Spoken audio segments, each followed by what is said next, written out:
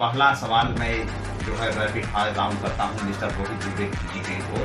भारत का नेतृत्व कैसा हो, ये शुरुआत करिए स्टेटमेंट के साथ।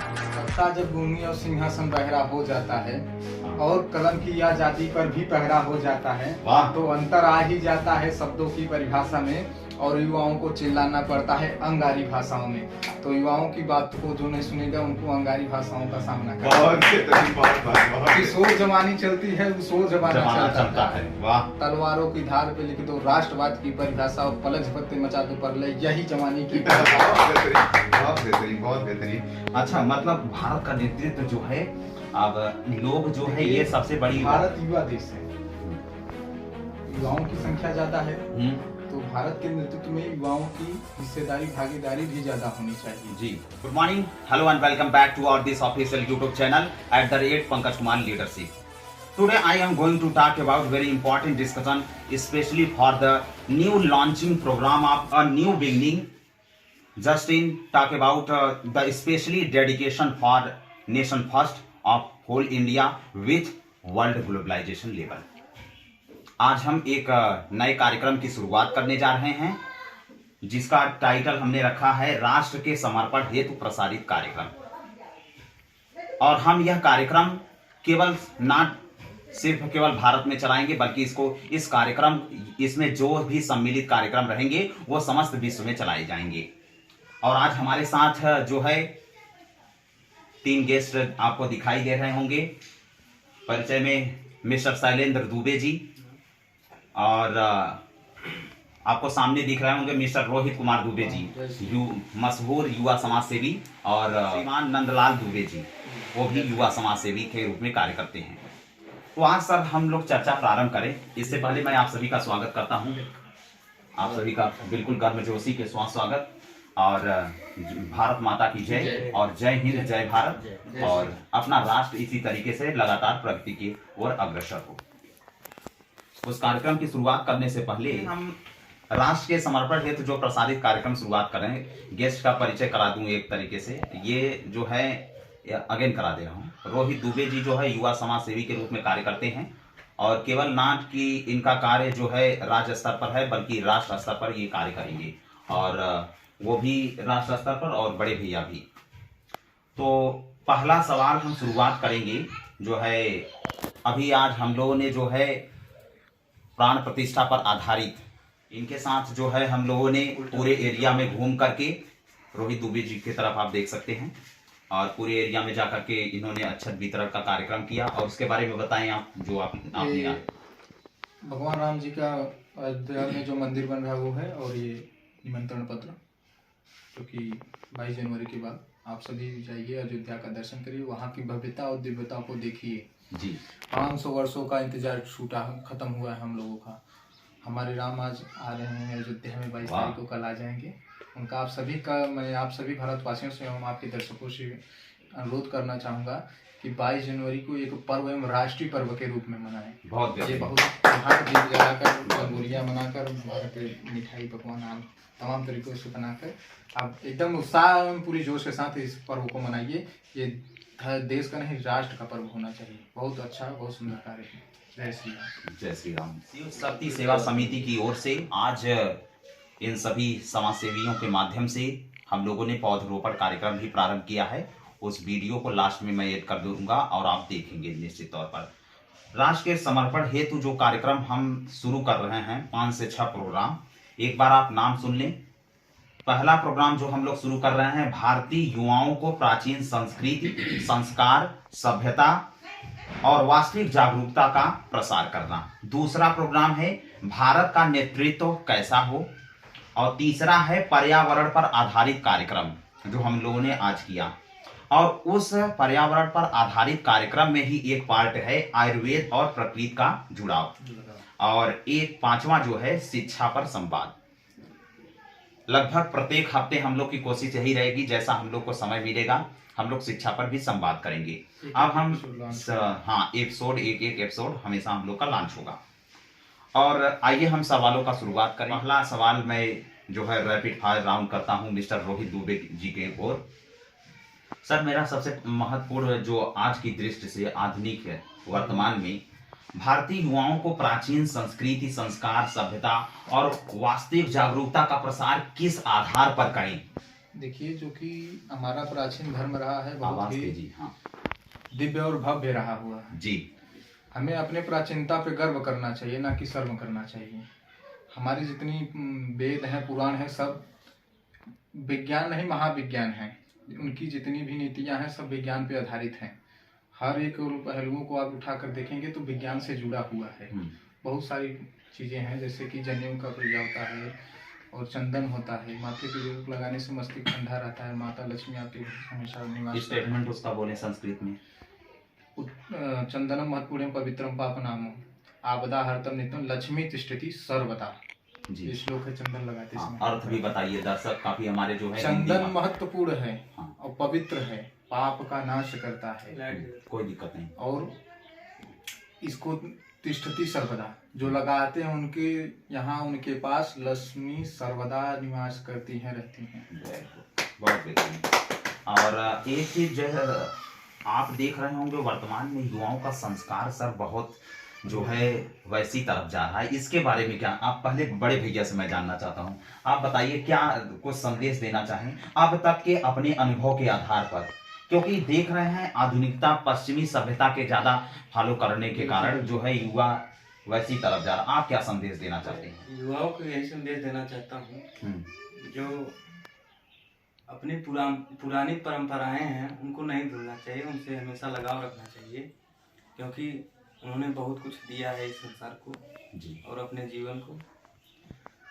और जिनका लगाव दूसरी तरफ जा रहा है उनको थोड़ा सा संयम रखना चाहिए, क्योंकि ये आगे के भविष्य के लिए बहुत ही खतरनाक है।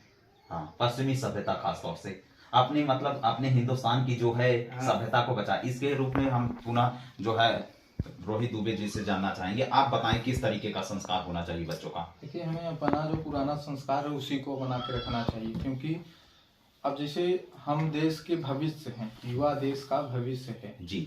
आने वाली देश की जिम्मेदारी हमारे और आपके कंधों पे है। बहुत अगर हम अपनी परंपराओं और सभ्यताओं से अनभिज्ञ रहेंगे तो हम देश का निर्माण कैसे करेंगे? हाँ।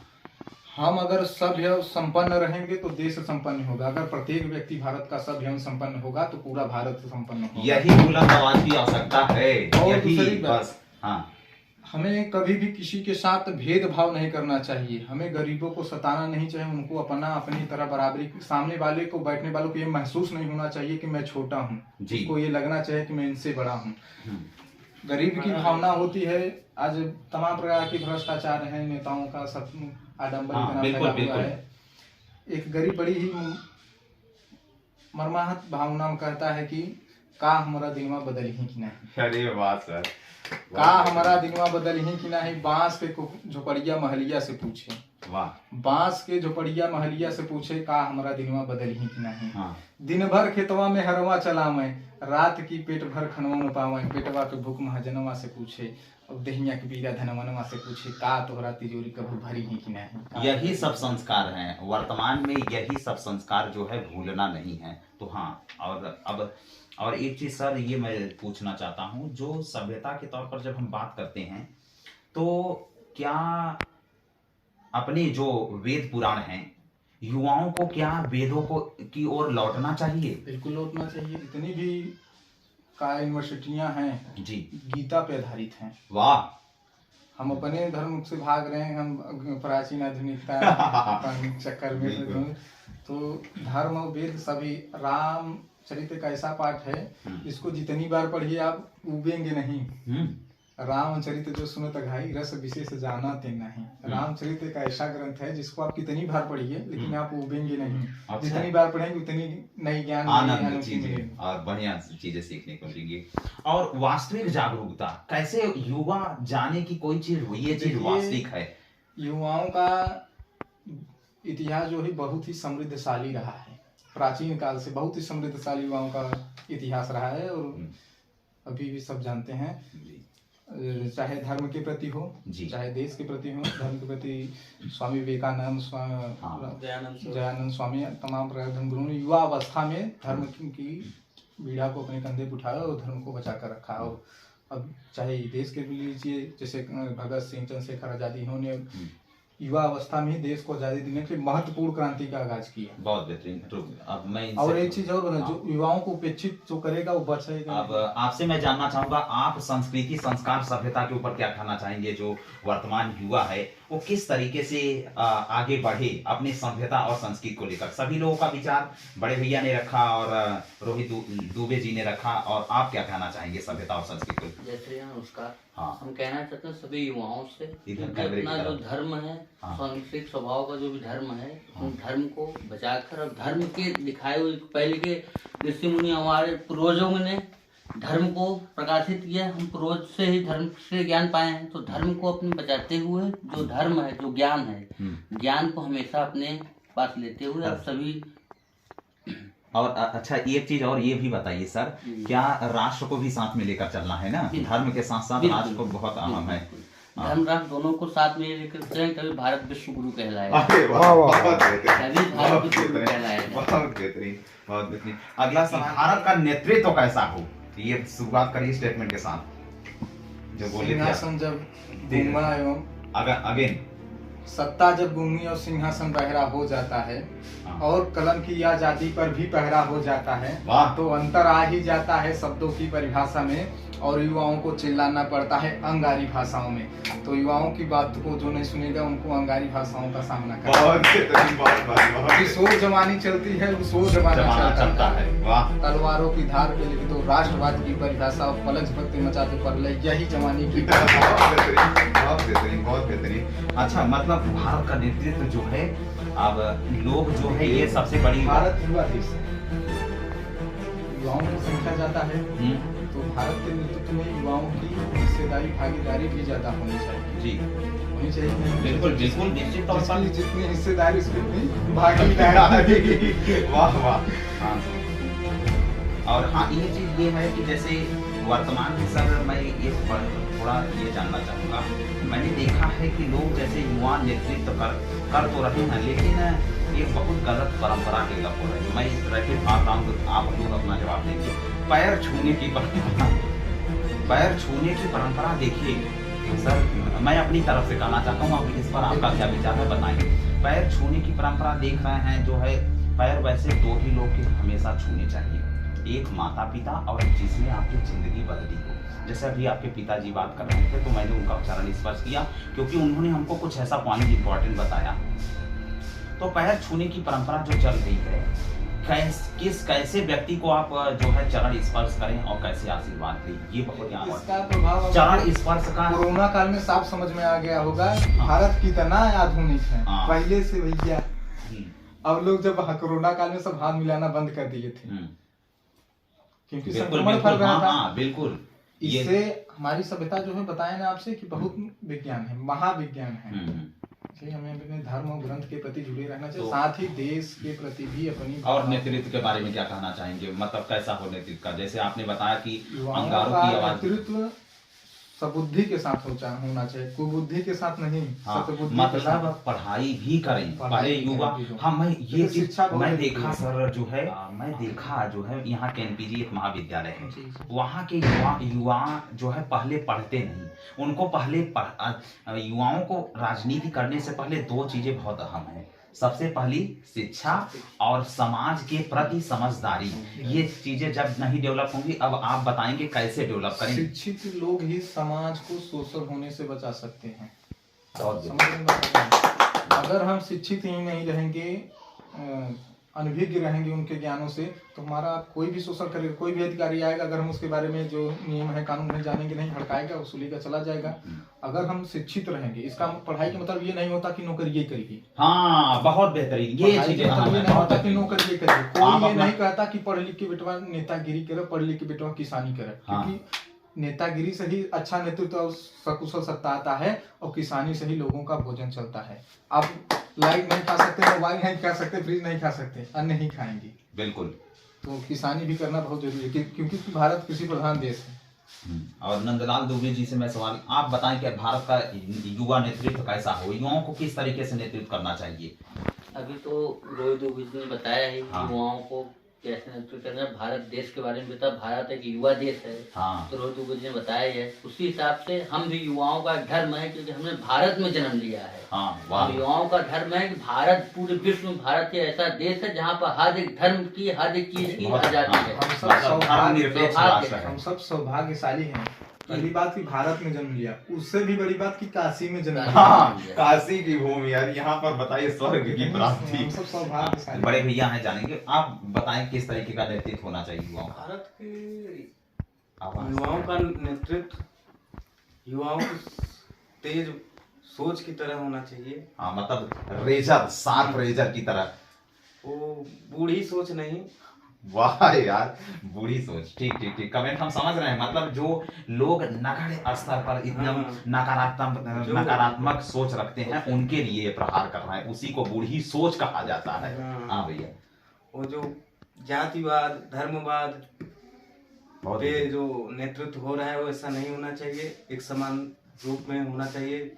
हर एक व्यक्ति को समान रूप में देखना चाहिए, उन्हें समानता का अधिकार दिलाना चाहिए और भ्रष्टाचार से मुक्त रखना चाहिए। और युवा को नेतृत्व में आगे आना चाहिए और जो पीछे झोरा ढोने और झंडा फहराने का बहुत बेहतरीन। वही वही वही, बहुत आना चाहिए। इंजन बनना चाहिए। इंजन। डब्बे तो बहुत बनते हैं। हाँ, क्योंकि हम समझ विकास रहे हैं। तभी हाँ। होगा जब आप इंजन बनोगे, क्योंकि पीछे आपके बहुत क्या भार है। बात है यार, यही देखिए, यही एग्जाम्पल है। और इन्होंने अभी कहा कि जो है, मैं ये जानना चाहूंगा इन्हीं के सवाल, इन्होंने जो जवाब दिया बड़े भैया ने, तो इन्हीं के जवाब के माध्यम से मैं ये पूछना चाहता हूँ, जातिवाद और धर्मवाद की जो राजनीति करते हैं उनको क्या संदेश देना चाहेंगे? देखिए, जाति से विकास नहीं विनाश होगा। एक बार पुनः जातिवाद से बोलिए स्टेटमेंट। विकास नहीं विनाश होगा। जाति से, हाँ जी जी। अब होता है ना कि जातिवाद में होता है कि अब एक मुखौटा उठ के अपने आप को सर्वाधिक प्रस्तुत करने के लिए एक मुखौटा उठ कि हम ही सब संपन्न है। हमारा बेटवा, हमारा सार, हमारी बहन, हमारी बेटवा, हमारी बहन का भैया भले कोनो योग्य न रहे। तो परिवारवाद, जातिवाद को खत्म करके हम लोगों को एक साथ, एक भावना के साथ चलना चाहिए, तभी भारत विश्व गुरु बनेगा। बिल्कुल सर। जब ऐसी भावनाएं थी तो भारत विश्व गुरु था। आज ऐसी भावनाएं चल रही, जातिवाद का, ये सब तमाम प्रकार की चल रही, इसलिए हम आज बहुत, लेकिन आज भी हम बहुत तेजी से प्रगति कर रहे हैं और जल्द ही भारत विश्व गुरु बनेगा। इसमें कोई संशय, किसी को संदेह होना ही नहीं चाहिए। मतलब आपका कहना है कि राष्ट्रवाद के रूप में विचार करें और सभी को एक साथ लेकर के चलें। बहुत बहुत धन्यवाद आपका इस पर सवाल जवाब देने के लिए। अब एक जो है पर्यावरण पर आधारित कार्यक्रम अभी ये शेयर कर रहे थे नंदलाल दुबे जी से, मैं जानना चाहूंगा, ये प्राण प्रतिष्ठा के अवसर पर लोग देखिए धर्मवाद की राजनीति को छोड़ करके ये राष्ट्र के प्रति इतना अच्छा कार्य शुरुआत कर रहे हैं। आइए इनसे जानेंगे। आप बताइए, आयुर्वेद और प्रकृति का जुड़ाव से संबंधित क्या कार्यक्रम शुरुआत कर रहे हैं? थोड़ा हमारे दर्शकों को बताएं। सभी दर्शकों को जय श्री राम और सभी दर्शकों को, क्योंकि कल भगवान श्री राम की प्राण प्रतिष्ठा अयोध्या में की जा रही, उसी के उपलक्ष्य में हम सभी पूरे देश में, पूरे भारत देश में हर एक धार्मिक स्थल, हर मंदिरों पर भंडारे का आयोजन किया गया। हर जगह सब अपना अपना जैसी इतनी शक्ति सब कर रहे हैं, उसी हिसाब से हम भी अपने पर्यावरण का कल से एक मुहिम छेड़ी जा रही है। आज से एक मुहिम चालू हो गया है। एक तुलसी का पौधा हर एक धार्मिक स्थलों पर लगाया जाएगा। 51 तुलसी का पौधा लगाकर हर एक धार्मिक स्थल, लास्ट तुलसी का पौधा अयोध्या में सरजू नदी के तीर लगा जाकर वहाँ पर समर्पण किया जाएगा। यानी आप जो है ये सोचिए, आयुर्वेद और प्रकृति का इतना जुड़ाव इन्होंने इतना बेहतरीन बताया, तो सोचिए 51 तुलसी पौधे का जो है पूरे जिले में, ना कि अगर इस जिले के बाहर भी हम लोग जा सकते हैं, अगर राष्ट्र स्तर पर जाने की बात होगी तो वहां तक भी हम लोग जाएंगे। लगभग 51 तुलसी का पौधा लगाने के बाद 52वां जो लगेगा वो अयोध्या लगेगा और आप उसका वीडियो भी देखेंगे। ये मत सोचिए कि हम लोग ये दावा कर रहे हैं। हाँ ठीक है। तो निश्चित तौर पर ये बहुत ही अच्छा आयुर्वेद और प्रकृति उसके साथ साथ पर्यावरण संरक्षण का कार्यक्रम का शुरुआत करने के लिए निश्चित तौर पर मैं इस चीज को आप तुलसी का बड़ा महत्व है ना, क्योंकि तुलसी आयुर्वेद के नजर से भी और धर्म के नजर से भी। तुलसी भगवान के भोग में जब तक लगता नहीं तब तक पूर्ण नहीं होता। अच्छा अच्छा, वास्तव में बहुत ही बेहतरीन। तो हर धार्मिक स्थलों पे और मंदिरों पे हम लोग आज से प्रारंभ कर दिया गया भगवान भोलेनाथ के मंदिर सेवा समिति के तत्वाधान में 51 तुलसी पेड़ का कार्यक्रम चलाया गया, जो कि हर धर्म स्थलों एवं मंदिरों पे लगाकर चालू किया गया है, चालू करेंगे हम लोग। और अंतिम पौधा जो है सरयू के, अयोध्या में सरयू के तट पे लगाकर इस कार्यक्रम का समापन किया। बिल्कुल बिल्कुल, बहुत बेहतरीन। इससे ये संदेश जाता है कि इन्होंने जो पर्यावरण संबंधी कार्यक्रम चला रहे हैं, ये निश्चित तौर पर यह पूरे भारत में एक प्रेरणा का स्रोत बनेगा। और इस कार्यक्रम की शुरुआत के साथ मैं कह रहा हूं, आने वाले समय में हो सकता हुआ एनजीओ भी बन सकता है, क्योंकि इस तरीके का कार्यक्रम शुरुआत करने के बाद वह भारत का पर्यावरण संरक्षण पूरे विश्व स्तर पर जाएगा। और आगे चल करके धर्म के लिए, क्योंकि बहुत 500 वर्षों के इंतजार करने के बाद हम लोग सौभाग्य हैं कि ऐसा भगवान राम का दृश्य देखने का मौका मिला है। और कितने लोग, हमारे पूर्वज लोग, सभी लोग ने इस मंदिर बनने की योगदान दिया है, बलिदान अपने आप बलिदान दिया है। तो निश्चित हम लोग का भाग्य है हाँ। कि हम लोग आज भगवान श्री राम की प्राण प्रतिष्ठा देख रहे हैं। और उसी के उपलक्ष्य में हर एक धार्मिक स्थल पर एक एक तुलसी का पौधा लगाकर इस चीज का प्रारंभ किया। और मेरा एक सवाल है सर, कुछ लोग कह रहे हैं कि प्राण प्रतिष्ठा, ये देखिए मैं बहुत ही रैपिड फायर राउंड बहुत खतरनाक कर रहा हूँ पर लोग पर प्रहार कि एक सवाल है, कुछ लोग कह रहे हैं राम मंदिर जो है राजनीति कर रहे हैं, इसके बारे में आप क्या जवाब दीजिए? विरोधियों को जवाब देना है आपको। देखिए, मैं किसी पार्टी की तरफ से नहीं किसी सत्ताधारी, किसी व्यक्ति विशेष की तरफ। बहुत बेहतरीन। हाँ, यहाँ मैं अपने धर्म के प्रति बोल रहा हूँ। ये अवसर तो सबको मिला था ना। हाँ, ये जी। आप भी कर सकते थे। हाँ। इतने दिन वाली बात है तो आप कोई भी राजनीति कर सकता था। कोई नई चीज तो है नहीं, तो ये राष्ट्रीय लेवल का और हमारे मतलब ये बिल्कुल सर पॉलिटिकल लेवल से नहीं जुड़ा। हिंदुस्तान है तो हिंदुओं की आस्था है, इसे कोई बिल्कुल। और उसके साथ साथ मैं ये भी कहना चाहूंगा, ये एक तरीके से राष्ट्रीय कार्यक्रम के रूप में देखे ना, क्यों हमेशा नकारात्मकता के पीछे पड़े रहते हो? और इसीलिए तो बुद्धि भ्रष्ट हो रही है। अब अगला है सर, एक लास्ट जो है हम रखे हैं ये, ताकि बहुत इफेक्टिव है। शिक्षा पर संवाद कितना अहम है आज के समय में? शिक्षा बहुत जरूरी है। देखिए, सब लोग कहते हैं पढ़ के का तो इतना जो कुछ पढ़े का अधिकारी हुई है। हाँ। तो सब पढ़ा भी तो अधिकारी नहीं होता है। देखिए, जब एक IAS लेवल का PCS का कोई तैयारी करता है तो जरूरी थोड़ी है कि वो IAS हो PCS हो। ये होता है, अगर वो शिक्षित है, वो शिक्षा ग्रहण किया रहेगा तो किसी IAS के सामने बैठेगा तो उसके बीच में सिर्फ कुर्सी का फर्क होगा। हाँ। पद का। हाँ। ज्ञान दोनों का समान रहेगा तो न वो शोषण कर सकेंगे, न हम कब शोषित होने देंगे अपने आप को। तो शिक्षा बहुत जरूरी है। हाँ। क्योंकि बहुत वास्तव में इस चीज का महत्व मैंने देखा है। इसीलिए नेल्सन मंडेला ने कहा है जो है, education is the most powerful weapon which you can use to change the world. शिक्षा एक ऐसा माध्यम है जिसके माध्यम से हम पूरे विश्व को बदल सकते हैं। एक ऐसा शस्त्र है। उसके साथ साथ एक कोटेशन और कहना चाहूँगा, मैं ये हमेशा युवाओं को कहता हूँ, सर, 1 पेन और 1 बुक, 1 चाइल्ड और 1 teacher can change the education is the only solution. तो निश्चित तौर पर शिक्षा पर आधारित हम लोग संवाद कार्यक्रम भी शुरू करेंगे। विशाल रूप से होगा। हाँ, विशाल रूप से होगा। रोहित जी के इन्हीं के निश्चित तौर पर शिक्षा पर संवाद आधारित कार्यक्रम भी होंगे। और आप इन सभी राष्ट्रीय जागरूकता कार्यक्रम के माध्यम से जागरूक हों, और जो भी आपके सवाल हों कमेंट करके कमेंट बॉक्स में नीचे कमेंट करें। निश्चित तौर पर आपके सवालों का हम लोग कोशिश करेंगे, जवाब देने की कोशिश करेंगे।